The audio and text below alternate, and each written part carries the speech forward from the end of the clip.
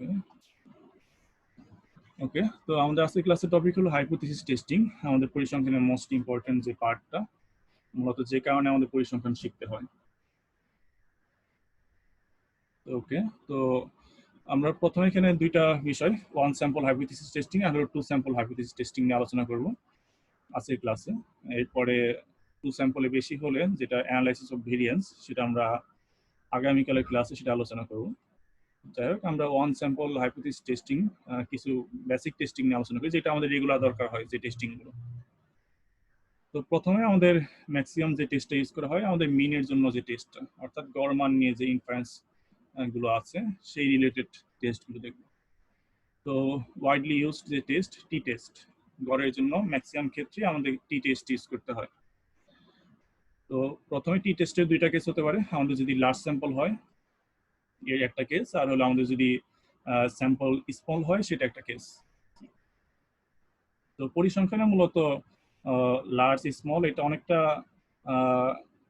আপেক্ষিক ব্যাপার, তবু মূলত ম্যাক্সিমাম পরিসংখ্যানবিদরাই যদি লার্জ স্যাম্পল সাইজ যদি 30-এর বড় হয় সেটাকে লার্জ ধরে থাকেন, আর স্যাম্পল সাইজ যদি 30-এর কম হয় সেটাকে সাধারণত স্মল বলে থাকেন। তো এটা আমাদের ভ্যারি করবে আর কি, তার মানে আমাদের কেস টু কেস এই সাইজটা ভ্যারি করবে। তো যাই হোক, আমরা তাহলে টি টেস্টের কিছু এক্সাম্পল দেখি। তো প্রথমে দেখব টু সাইডেড যে টেস্টগুলো, অর্থাৎ আমাদের এই ক্ষেত্রে টু সাইডেড টেস্টের ক্ষেত্রে আমাদের নাল হাইপোথিসিস থাকে যে আমাদের যে স্যাম্পলটা আছে সেই স্যাম্পলের গড় মান নিশ্চয় একটা মানে সমান কিনা, এটা হলো আমাদের নাল হাইপোথিসিস। তার মানে সমান হলে সেটা নাল হাইপোথিসিস, আর যদি তার সমান না হয় তাহলে সেটা হবে আমাদের অল্টারনেটিভ হাইপোথিসিস। তো সমান না হয় বলতে দুইটা কেস হতে পারে, তার মানে গড় মানটা আমাদের কাঙ্ক্ষিত মানের চেয়ে বেশি হতে পারে, অথবা গড় মানটা আমাদের কাঙ্ক্ষিত মানের চেয়ে কম হতে পারে। তো এই ক্ষেত্রে আমরা টু সাইডেড টেস্ট করে থাকি। তো ওকে, তো একটা এক্সাম্পল দিলে আর ক্লিয়ার হবে। সাপোজ কোনো একটা কোম্পানিতে যে প্রোডাক্টগুলো তৈরি করা হয় তার আদর্শ যে গড় মানটা সেটা হওয়া উচিত 400 গ্রাম, কারণ প্রতিটা প্রোডাক্টের গড় মান 400 হওয়া উচিত। তো এখন সেই কোম্পানি একজন কোয়ালিটি কন্ট্রোল ম্যানেজার সেটা যাচাই করতে চান যে সেই কোম্পানির যে প্রসেসে প্রোডাক্টগুলো তৈরি হচ্ছে সেটা আন্ডার কন্ট্রোল আছে কিনা, অর্থাৎ আমরা 400 গ্রাম গড়ে 400 গ্রামের কাছাকাছি আমি প্রোডাক্টের যে ওয়েট সেটা পাচ্ছি কিনা। তো এই ক্ষেত্রে আমাদের নাল হাইপোথিসিস হলো যে আমাদের প্রোডাক্টের গড় মান 400, আর অল্টারনেটিভ হাইপোথিসিস হলো আমাদের প্রোডাক্টের গড় মান 400 এর সমান নয়। তো এই ক্ষেত্রে আমরা কিছু একটা টলারেন্স রাখতে পারি, যেমন 400 এর সামান্য কিছু বেশি বা সামান্য কিছু কম হলো সেটাকে আমরা 400 ধরে নিতে পারি। তো যাই হোক, তো আমরা যে কোয়ালিটি কন্ট্রোল ম্যানেজার, তো তিনি কিছু প্রোডাক্টের স্যাম্পল নিলেন এবং তাদের ওজন করে দেখলেন। ওজন করে কয়েকটা স্যাম্পলের তিনি ডাটা নিলেন, 386 পেলেন, এরপর 414 পেলেন, 407 পেলেন, এক একটা প্রোডাক্টের এক এক রকম ওয়েট তিনি পেলেন। তো সেগুলো নিয়ে একটি প্রোডাক্ট স্যাম্পল তিনি তৈরি করলেন। তো দেখি যে এখানে কয়টা ডাটা আছে। তো এখানে দেখলাম যে আমাদের 35 ডাটা আছে, অর্থাৎ এটা আমাদের একটা লার্জ স্যাম্পল কেস। তো এখন আমরা যাচাই করতে চাই যে এই প্রোডাক্টের স্যাম্পল থেকে আমরা বলতে পারি কিনা যে আমাদের প্রোডাক্টের গড় মানটা 400 এর কাছাকাছি, বা আমাদের প্রসেসটা আন্ডার কন্ট্রোলে আছে। তো এর জন্য আমাকে টি টেস্ট সরাসরি বেস, মানে আর এই বেসের মধ্যে এই ফাংশনটা আছে। তো টি ডট টেস্ট ব্রেকেটে আমাকে প্রথমে বলে দিতে হবে সেই স্যাম্পলটা, যে স্যাম্পল থেকে আমি পপুলেশন সম্পর্কে ইনফারেন্স করবো, অর্থাৎ যে স্যাম্পলকে আমি ইউজ করব আমাদের ইনফারেন্সের ক্ষেত্রে, আর হলো আমাদের গড় মানটা কত আমি চাই, বা আমাদের নাল হাইপোথিসিসে গড় মানটা কত, অর্থাৎ এখানে এম ইউ ইজিক্যাল টু মিন ইজিক্যাল টু 400। তো এটা যদি করি তাহলে আমি টেস্টের রেজাল্টটা পেয়ে যাব। তো দেখুন এখানে আসছে ওয়ান স্যাম্পল টি টেস্ট। তো আমি রিভিউ করি যে এখানে কি কি জিনিস দেখাচ্ছে। প্রথমে হলো টি দ্বারা বোঝাচ্ছে টি স্ট্যাটিস্টিক ভ্যালু, এরপরে ডিএফ মানে হলো ডিগ্রিস অফ ফ্রিডম। তো আমরা জানি যে টি টেস্টের ক্ষেত্রে ডিগ্রিস অফ ফ্রিডম হলো যতগুলো স্যাম্পল সাইজ তার চেয়ে এক কম। তো আমাদের স্যাম্পল সাইজ ছিল 35, তার এক কম হলো 34, তাই আমাদের ডিগ্রিস অফ ফ্রিডম হলো 34। পি ভ্যালু সেটা হলো আমাদের যে স্যাম্পলের যে মিনটা, সেই মিনটা আমাদের নাল হাইপোথিসিসকে কিরকম ভাবে সমর্থন করতেছে, বা আমাদের অল্টারনেটিভ হাইপোথিসিসের পক্ষে এটা কেমন যাচ্ছে, তো এরকম একটা মেজারমেন্ট আমরা পি ভ্যালু থেকে জানতে পারি। আর হলো আমাদের অল্টারনেটিভ হাইপোথিসিস, সেটা হলো true mean is not equal to 400, অর্থাৎ আমাদের স্যাম্পল থেকে ট্রু মিন যদি 400 যদি সমান না হয় সেটা হলো আমাদের অল্টারনেটিভ হাইপোথিসিস। আর 95% কনফিডেন্স ইন্টারভাল, ম্যাক্সিমাম ক্ষেত্রেই 95% কনফিডেন্স ইন্টারভালে কাজ করা হয়। তো সেটা হলো আমাদের 397 থেকে 397.97 থেকে 406.42, অর্থাৎ আমরা 95% কনফিডেন্স ইন্টারভাল যদি নেই তাহলে আমরা বলতে পারি যে আমাদের এই প্রোডাক্টের গড় মানটা এর মধ্যে থাকবে, 397 থেকে 406 এর মধ্যে থাকবে। এটা আমরা 95% কনফিডেন্স ইন্টারভাল দিয়ে বলতে পারি। আর স্যাম্পল এস্টিমেট, সেটা হলো আমাদের স্যাম্পল থেকে যে প্যারামিটারগুলো পাই সেগুলো এখানে দেওয়া থাকে। সেটা হলো যেমন আমাদের স্যাম্পল মানে হলো প্রোডাক্ট স্যাম্পল, তার গড় মান হলো, এখানে যে স্যাম্পলগুলো আছে তার গড় মান হলো 402.2। এটা কিন্তু 400 খুব একটা দূরে না, 400 কাছাকাছি। তো যাই হোক, আমাদের এখানে মেইন যে ভ্যালুটা আমাদের দেখতে হবে সেটা হলো পি ভ্যালু। পি ভ্যালু দেখে আমাদের ডিসিশন নিতে হবে যে আমরা নাল হাইপোথিসিস রিজেক্ট করব কি করব না। তো আমাদের 95% কনফিডেন্স ইন্টারভাল অর্থাৎ 0.95, তাহলে আমাদের লেভেল অফ সিগনিফিকেন্স হলো 1 মাইনাস 0.95, মানে হলো 0.05। তো 0.05 হলো আমাদের লেভেল অফ সিগনিফিকেন্স, অর্থাৎ আমাদের পি ভ্যালু এটা যদি 0.05 এর চেয়ে কম হয় তাহলে আমরা নাল হাইপোথিসিস রিজেক্ট করব, অল্টারনেটিভ হাইপোথিসিসের পক্ষে আমাদের ডিসিশন নিব। আর যদি আমাদের পি ভ্যালু 0.05 এর চেয়ে বেশি হয় তখন আমরা নাল হাইপোথিসিসকে রিজেক্ট করার জন্য এনাফ এভিডেন্স পাচ্ছি না, অর্থাৎ আমাকে নাল হাইপোথিসিস রিজেক্ট করা উচিত হবে না। তো দেখুন এই টেস্টের ক্ষেত্রে আমাদের পি ভ্যালু এসেছে 0.297, যেটা 0.05 এর চেয়ে অনেক বেশি। অর্থাৎ আমরা এখান থেকে কোয়ালিটি কন্ট্রোল ম্যানেজার এই ডিসিশনে আসবেন যে আমাদের যে প্রোডাক্ট স্যাম্পলগুলো আছে, অর্থাৎ যে প্রোডাক্টগুলো তৈরি হচ্ছে সেই কোম্পানিতে, সেই প্রোডাক্টগুলোর গড় মান 400 এর কাছাকাছি, অর্থাৎ আমাদের প্রসেসটা কন্ট্রোলের মধ্যে আছে, অর্থাৎ আমাদের প্রোডাকশনটা ঠিক মতো হচ্ছে। তো এটাই মূলত আমাদের টু সাইডেড টি টেস্ট। আচ্ছা, উদাহরণটা বুঝতে পেরেছেন আপনারা? আমি যে এখানে যে এক্সাম্পলটা দিলাম, পরেগুলো সেম, তার মানে আমি জাস্ট এটা একটু বেশি বিশ্লেষণ করে বললাম, পরেগুলোর ক্ষেত্রে এত বিশ্লেষণ করবো না, তার মানে পরের অ্যানালাইসিস গুলো সেম টেকনিকে। তো এক্সাম্পলটা এটা বুঝতে পেরেছেন? না হলে আমি রিপিট করবো আবার, কারো যদি বুঝতে সমস্যা হয়। হ্যাঁ, একটু পি ভ্যালুটা নিয়ে একটু যদি আবার বলেন, এই জিনিসটা। হ্যাঁ, আপনার কথা কি শোনা যাচ্ছে? একটু ভলিউম যদি বাড়ালে ভালো হতো। আচ্ছা দেখি আমার ভলিউমটা কম আছে কিনা। আচ্ছা আমার ভলিউমটা কম। আচ্ছা এখন একটু বলেন আপনার প্রশ্নটা। হ্যাঁ, পি ভ্যালুটা একটু বুঝালে ভালো হতো, পি ভ্যালুটা বুঝিনি। আচ্ছা, তো পি ভ্যালু মূলত এটা দিয়ে আমাদের ডিসিশনটা নেওয়া হয়। তো আমরা নাল হাইপোথিসিস গ্রহণ করব নাকি রিজেক্ট করব, এটা হলো পি ভ্যালুর কাজ। তো আমাদের মানে পয়েন্ট হ্যাঁ, 0.05 এর যদি উপরে হয় তাহলে হচ্ছে আমি নাল হাইপোথিসিসটা হচ্ছে রিজেক্ট করব না, এটাই। করবো না, হ্যাঁ। আর যদি 0.05 আচ্ছা, এর চেয়ে কম হয় তাহলে আমি নাল হাইপোথিসিস রিজেক্ট করব, আমার ডিসিশনটা অল্টারনেটিভ হাইপোথিসিসের ফেভারে বলবো। অর্থাৎ আমাদের এই কেসে যদি 0.05 এর চেয়ে কম পি ভ্যালু আসতো তখন আমরা বলতাম যে আমাদের ট্রু মিন 400 এর সমান নয়, অর্থাৎ আমাদের প্রসেসটা কন্ট্রোলে নেই। আর ভাইয়া 95%টা কি ডিফল্ট? আমরা অনেক সময় তো 99% দিয়েও করতে পারি হ্যাঁ, কনফিডেন্স। আমি ওটা কিছু পরে দেখাবো, কনফিডেন্স ইন্টারভাল কিভাবে চেঞ্জ করে সেটা দেখাবো। হ্যাঁ, আপনাদের আচ্ছা, ইচ্ছা মতো কনফিডেন্স ইন্টারভাল সেট করতে পারবেন। ঠিক আছে, থ্যাংক ইউ। আর কার কোনো প্রশ্ন আছে?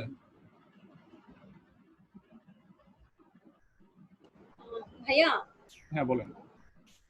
ভাইয়া টি এর ভ্যালুটা একটু যদি ক্লিয়ার করে দিন। টি এর ভ্যালুটা এরকম 1.0592।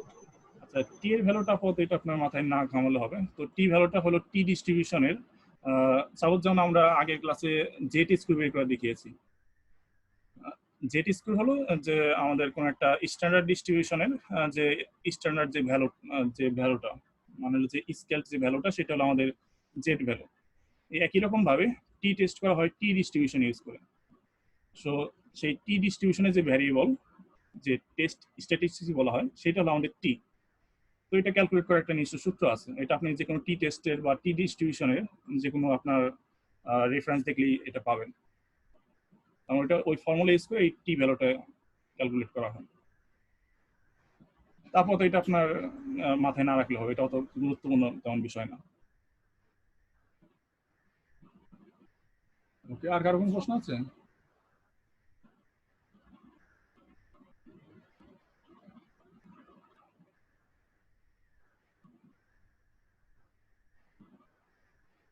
আচ্ছা, সঞ্জয় রয় আর কামরুল আছেন, তো আমি কি এটা আবার বলবো নাকি আপনারা বুঝতে পেরেছেন?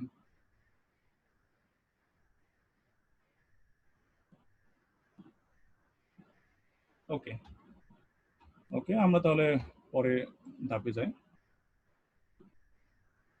তো এখন আমরা যদি কনফিডেন্স ইন্টারভাল যদি চেঞ্জ করতে চাই, তো কনফিডেন্স ইন্টারভাল আমরা যত বেশি নিব আমাদের টেস্টটা তত বেশি ইনঅ্যাকুরেট হবে বলা যায়।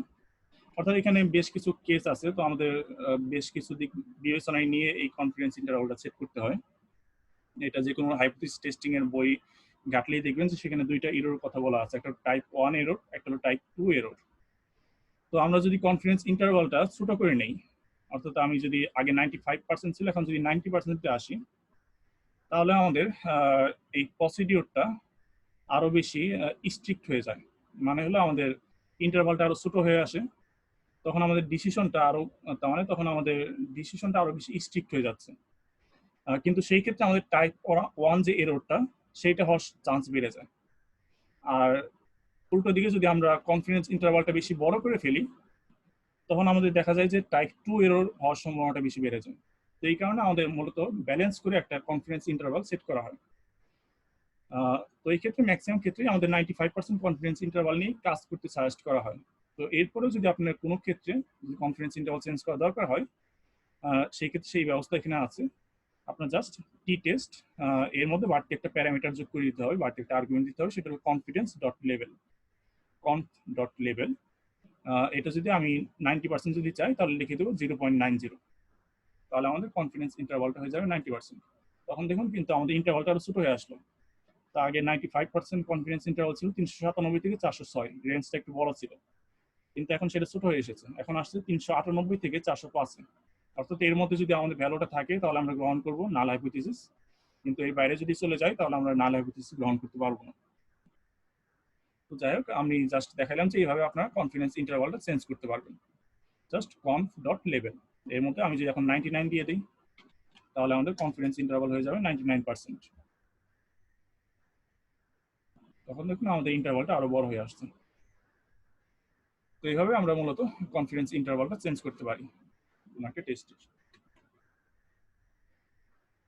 ওকে, তো এখন আমরা আরেকটা এক্সাম্পল দেখি। আমরা এখন দেখলাম যে টু সাইডেড টেস্ট, এখন আমরা একটা রাইট টেল টেস্ট দেখি। তো রাইট টেল টেস্ট কখন করা হয় সেটা হলো, সাপোজ আমাদের তখন আমাদের নাল হাইপোথিসিস থাকে যে আমাদের গড় মানটা নির্দিষ্ট একটা মানের সমান বা তার ছোট, এটা হলো আমাদের নাল হাইপোথিসিস। আর আমাদের অল্টারনেটিভ হাইপোথিসিসটা হলো আমাদের গড় মানটা ওইখানে যে ভ্যালুটা আছে আমাদের কাঙ্ক্ষিত ভ্যালুর চেয়ে বেশি, সেটা হলো আমাদের অল্টারনেটিভ হাইপোথিসিস। তো এই কেসে আমাদের রাইট টেল টেস্ট ইউজ করতে হবে। তো এখন একটা এক্সাম্পল এখানে দিয়েছি আমি। তো সেই এক্সাম্পলটা হলো, আমরা জানি যে পৃথিবীতে যে মানুষ আছে কারণ সবারই মিন আইকিউ ভ্যালু হলো 100, এটা আমাদের স্কেলটা আমার সঠিক মনে নেই। তো যাই হোক, আমার কাছে এটা মনে আছে যে মিন আইকিউ ভ্যালু হলো 100। তো এখন একজন রাইটার একটা বই লিখলেন, তো তিনি এই বই লিখে ক্লেম করলেন যে তার এই বইটা পড়লে আইকিউ স্কোর ইমপ্রুভ হবে, অর্থাৎ মানুষের আইকিউ লেভেলটা বাড়বে। তিনি এটা ক্লেম করলেন। এখন আমরা যাচাই করতে চাই যে তার এই ক্লেমের যথার্থতা কেমন, অর্থাৎ তার এই ক্লেমটা সঠিক কিনা, বা এই বইটা অন্যকে সাজেস্ট করা ঠিক হবে কিনা। তো এর জন্য আমরা কি করলাম যে কয়েকজন স্টুডেন্ট বা কয়েকজন মানুষকে আমরা এই বইটা পড়তে দিলাম। তো র্যান্ডমলি কয়েকজন মানুষকে এই বইটা পড়তে দিয়ে সেই বইটা পড়ার পরে আমরা তার আইকিউ টেস্ট করলাম। তো টেস্ট করার পরে আমি যে ডাটাটা পেলাম সেটা আমি আইকিউ স্যাম্পলের মধ্যে রেখেছি। তো এখানে যে ডাটাগুলো আছে সেটা হলো ওই বই পড়ার পরে যখন তারা টেস্টটা দিলেন তখন তাদের আইকিউ স্কিলগুলো এখানে রাখা আছে। আমি যদি লেন্থটা দেখি তাহলে এখানে প্রায় 40টা স্যাম্পল আছে, অর্থাৎ এটা হলো আমাদের একটা লার্জ স্যাম্পল কেস। তো এই ক্ষেত্রে আমাদের নাল হাইপোথিসিস হলো যে বইটা আইকিউ ইমপ্রুভ করে না, মানে হলো বইটা পড়লে যে গড় আইকিউ মানটা সেটা 100 বা তার কম থাকে, অথবা আমাদের অল্টারনেটিভ হাইপোথিসিস হলো বইটা আমাদের আইকিউ স্কোরকে ইমপ্রুভ করে। তাহলে এই ক্ষেত্রে কি হবে, এই ক্ষেত্রে স্যাম্পলের গড় মানটা অবশ্যই 100-এর চেয়ে বেশ বড় হবে, এবং সেখান থেকে আমরা এটা ক্লেম করতে পারবো যে বইটা যথার্থই কাজ করে এই ক্ষেত্রে আইকিউ স্কোর বৃদ্ধি করার ক্ষেত্রে। তো এই ক্ষেত্রে আমরা টি টেস্টে যেভাবে করি, প্রথমে হলো সেই ডাটাটা স্যাম্পলটা, এরপর আমরা আমাদের গড় মান 100 এবং আমাদের অল্টারনেটিভ হাইপোথিসিস হলো গ্রেটার। তো অল্টারনেটিভ হাইপোথিসিস যদি গ্রেটার দিয়ে দেয়, অবশ্যই এটা কোটেশনের মধ্যে রাখতে হবে, কারণ এটা হলো এক ধরনের স্ট্রিং বা ক্যারেক্টার, কোনো লজিক্যাল বা কোনো ভ্যালু না এটা। তো যাই হোক, তো alternative is equal to greater যদি দেই তাহলে আমাকে এটা রাইট টেল টেস্ট হবে। তো এটা যদি করি তাহলে দেখুন আমাদের যে ভ্যালুগুলো আসলো, তো আমাদের এখানে পি ভ্যালু আসছে হলো 0.01। তো আমার কনফিডেন্স ইন্টারভাল বাই ডিফল্ট 95%। তো যেহেতু পি ভ্যালুটা 0.05-এর চেয়ে অবশ্যই এখানে ছোট, আমাদের পি ভ্যালুটা 0.05-এর চেয়ে ছোট। তো এই ক্ষেত্রে আমরা কি বলতে পারি, যে আমাদের বলতে হবে যে এখানে নাল হাইপোথিসিসটা আমাদের রিজেক্ট করতে হবে, অর্থাৎ true mean is greater than 10, এটা আমাকে গ্রহণ করতে হবে। অর্থাৎ আমাকে অল্টারনেটিভ হাইপোথিসিসের পক্ষে আমাদের মতামতটা দিতে হবে। এর মানে কি, এর মানে হলো যে বইটা পড়ার কারণে সত্যি সত্যি মানুষের আইকিউ স্কোরটা বৃদ্ধি পেয়েছে। তো 95% কনফিডেন্স ইন্টারভাল এই ক্ষেত্রে হলো 101 থেকে ইনফিনিটি। তো ইনফিনিটি আসছে কারণ এটা আমাদের রাইট টেল টেস্ট করতেছে, এই কারণে এখানে ইনফিনিটি আসছে। তো যাই হোক, আর তো এই পর্যন্ত। আর আমাদের গড় যে মানটা, স্যাম্পলের যে গড় মানটা, সেটা হলো 105.125। আমরা এখানে স্পষ্ট দেখতে পাচ্ছি এটা 100-এর ভালোই উপরে, 100 যে স্কোরটা ছিল মিনি স্কোর তার ভালোই উপরে। তো আমরা এখান থেকে একটা ডিসিশন নিতে পারি যে বইটা সত্যি সত্যি আইকিউ স্কোর ইমপ্রুভে যথেষ্ট ভূমিকা পালন করে, অর্থাৎ বইটা অন্যকে পড়তে বলার জন্য সাজেস্ট করা আমাদের উচিত হবে। ওকে, তো বুঝতে পেরেছেন এক্সাম্পলটা, রাইট টেল টেস্টটা? কার কোনো প্রশ্ন তাহলে করতে পারেন, আমি অনেক ধীরে ধীরে যাচ্ছি এখানে। ক্লেমটা বুঝালে কি হচ্ছে কি অল্টারনেটিভ বুঝাবো, আমরা কি ওটাকে নাল ধরতে পারতাম না? চাইলে করা যায় এরকম? আচ্ছা, এই ক্ষেত্রে যে রুলটা সেটা হলো কোনো চেঞ্জ না হওয়া বোঝাতে নাল ইউজ করা হয়, আর চেঞ্জ হওয়া বোঝাতে অল্টারনেটিভ ইউজ করা হয়। অর্থাৎ এখানে একটু ভেবে দেখুন যে আমাদের বইটা আইকিউ স্কোর ইমপ্রুভ করে, অর্থাৎ আমাদের মিন আইকিউ ভ্যালুটা চেঞ্জ হবে, তাহলে এই ক্ষেত্রে আমাদের চেঞ্জ হওয়াকে রাখতে হবে অল্টারনেটিভ হাইপোথিসিসে। আর নাল হাইপোথিসিস হলো সেটা চেঞ্জ করে না, অর্থাৎ কোনো ইফেক্ট নেই, সেটাকে আমাকে রাখতে হবে হলো নাল হাইপোথিসিসে। এটা হলো নিয়ম। আরেকটা জিনিস ছিল যে লেন্থ তো আমরা সবসময় যে 30-এর উপর হচ্ছে দেখি যে লার্জ হয়, যদি স্মল হয় তাহলে কি ওটার জন্য আলাদা হ্যাঁ, স্মলের জন্য নিয়ম আমরা আছে? একটু পরে দেখাচ্ছি। স্মলের জন্য তার মানে টেস্টের প্রসেসটা একই, জাস্ট কিছু বিষয় আপনাকে খেয়াল রাখতে হবে সেই ক্ষেত্রে। আমি এটা কিছু পরে আলোচনা করব। আরেকটা লাস্ট কোয়েশ্চেন হ্যাঁ, হচ্ছে যে বলেন। পি ভ্যালুটা দেখে কি বোঝা, মানে জাস্ট পি ভ্যালুটা দেখলেই বোঝা যায় না, মানে হচ্ছে যে এটা হ্যাঁ, অল্টারনেটিভ হবে কিনা বা না? হ্যাঁ, পি ভ্যালু আর হলো আপনার কনফিডেন্স ইন্টারভালটা খেয়াল রাখতে হবে। তো আচ্ছা, আমাদের কনফিডেন্স ইন্টারভালটা যদি হতো সাপোজ 90%, তাহলে আমাদের আলফার ভ্যালু হতো 0.01। অর্থাৎ তখন আমাদের যদি 0.01-এর চেয়ে বেশি হতো তাহলে আমরা নাল হাইপোথিসিস রিজেক্ট করতাম না, আর যদি 0.01-এর চেয়ে কম হতো তখন আমরা নাল হাইপোথিসিস রিজেক্ট করতাম। আমাদের জাস্ট এই কনফিডেন্স ইন্টারভাল আর হলো পি ভ্যালু, এই দুইটা দেখে আমরা ডিসিশন নিতে পারি। ঠিক আছে, থ্যাংক ইউ। ওকে, আর কোনো প্রশ্ন আছে?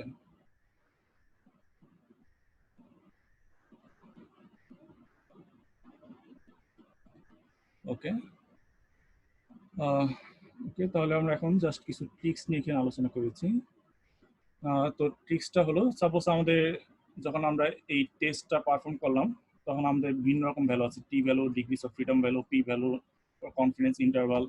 তো কোনো ক্ষেত্রে যদি আমাদের নির্দিষ্ট কোনো ডাটা আলাদা করে যদি দরকার হয়, তাহলে এই ক্ষেত্রে আমরা যে কাজটি করতে পারি সেটা হলো টেস্টের রেজাল্ট সরাসরি প্রিন্ট না করে অন্য একটা অবজেক্টে জমা রাখতে পারি। ধরলাম টি ডট রেজাল্ট, এর মধ্যে আমি টি টেস্টের রেজাল্টটা জমা রাখলাম, মাত্র যে রেজাল্ট করলাম সেটা এখানে জমা রাখলাম। এরপর আমি যদি টি আন্ডারস্কোর রেজাল্ট প্রিন্ট করি তখন আমাকে এই রেজাল্টটা দেখাবে। কিন্তু আমি যদি টি আন্ডারস্কোর রেজাল্টের ভ্যালুগুলো যে আলাদা আলাদা করে চাই, সাপোজ আমাদের জাস্ট পি ভ্যালুটা জানা দরকার, তাহলে এই ক্ষেত্রে আমি কি করব যে টি ডট রেজাল্ট এর মধ্যে টি টেস্টের সম্পূর্ণ রেজাল্ট রাখা আছে $সাইন দিয়ে পি ভ্যালু, তাহলে আমাকে জাস্ট এই রেজাল্ট এই টেস্টের পি ভ্যালুটা আমাকে প্রিন্ট করে দেখাবে। আমি যদি কনফিডেন্স ইন্টারভাল জানতে চাই তাহলে টি আন্ডারস্কোর রেজাল্ট $সাইন conf ডট int ইন্টারভাল, তো তাহলে আমি কনফিডেন্স ইন্টারভাল দেখাবে। তো যাই হোক, তো এগুলো কি কি আছে টি আন্ডারস্কোর রেজাল্টের মধ্যে, এটা যদি জানতে চান তাহলে এই কাজটা করবেন, টি আন্ডারস্কোর রেজাল্ট দেন $সাইন। তো $সাইন দিলে আপনার এর মধ্যে যে প্যারামিটারগুলো আছে বা যে ভ্যারিয়েবলগুলো আছে তার একটা লিস্ট চলে আসবে। তো এখানে টি স্ট্যাটিস্টিক্স ভ্যালু, সেটা হলো আপনার এই ভ্যালুটা, টি ভ্যালুটা। এরপর আমাদের প্যারামিটার, এরপরে পি ভ্যালু, কনফিডেন্স ইন্টারভাল, এরপরে এস্টিমেট, এরপর নাল ভ্যালু, এরপর অল্টারনেটিভ হাইপোথিসিস, এরপরে ডাটা নেম, যে ডাটা নিয়ে কাজটা হয়েছে। যাই হোক, এইভাবে আপনার রেজাল্টের যে ডাটাগুলো আছে সেটা আপনি আলাদা আলাদাভাবে আপনি অ্যাক্সেস করতে পারবেন এর মাধ্যমে। তো এটা হলো জাস্ট একটা টিপস দেখানো ছিল। ওকে, এখন আমরা দেখব জেড টেস্ট। তো জেড টেস্টে আগে কিছু কথা বলে নিই, সেটা হলো জেড টেস্ট সাধারণত খুব বেশি সময় করা হয় না, ম্যাক্সিমাম ক্ষেত্রে টি টেস্ট দিয়েই আমাদের গড় মান সম্পর্কে ডিসিশন নেওয়া হয়। তো জেড টেস্টটা যে কারণে করা হয় না সেটা হলো জেড টেস্টের ক্ষেত্রে আমাকে অবশ্যই পপুলেশনের যে স্ট্যান্ডার্ড ডেভিয়েশন ভ্যালুটা সেটা আমাকে জানা থাকতে হবে যদি জেড টেস্টের মাধ্যমে সঠিক রেজাল্ট পেতে চাই। আচ্ছা, সঞ্জয় রয় প্রশ্ন করেছেন টু স্যাম্পল টি টেস্টের এক্সাম্পল আমরা কিছু পরে দেখব, ওয়ান স্যাম্পল শেষ করে আমরা টু স্যাম্পলে যাব। আচ্ছা, মাইশা মালিয়া, কোন প্রশ্ন আছে আপনার? জি ভাইয়া, একটা প্রশ্ন আছে, সেটা হচ্ছে যে ওয়ান স্যাম্পল টেস্ট যেটা একটু আগে আমরা করলাম, হ্যাঁ, ওখানে শেষের দিকে ওই যে কনফিডেন্স ইন্টারভ্যালের নিচে sample estimate mean of X 105.125, এটা কি কাজে লাগবে আমাদের? আচ্ছা, এটা জাস্ট আপনার যে স্যাম্পলটা ছিল, এখানে আমাদের আইকিউ স্যাম্পলটা দিয়েছিলাম, এর গড় মানটা কত সেটা এখানে প্রিন্ট করে দেখাচ্ছে। এটা জাস্ট একটা মিন, জাস্ট এটাকে যোগ করে জাস্ট ভাগ দিয়ে একটা মিন বের হয়েছে মিনটা, এবং এইটা ইউজ করে আমাকে পপুলেশন সম্পর্কে ইনফারেন্স করতে হয়েছে, তাই একে বলা হয় স্যাম্পল এস্টিমেট। ভাই আরেকটা ব্যাপার একটু, যে alternative hypothesis true mean is greater than 100, তাহলে নাল হাইপোথিসিসটাকে আমরা এখানে মানে ডিক্লেয়ার করছি না কেন? ওটা কি লাগবে না? শুধু কি অল্টারনেটিভ হাইপোথিসিস কে বেস করেই চলবে?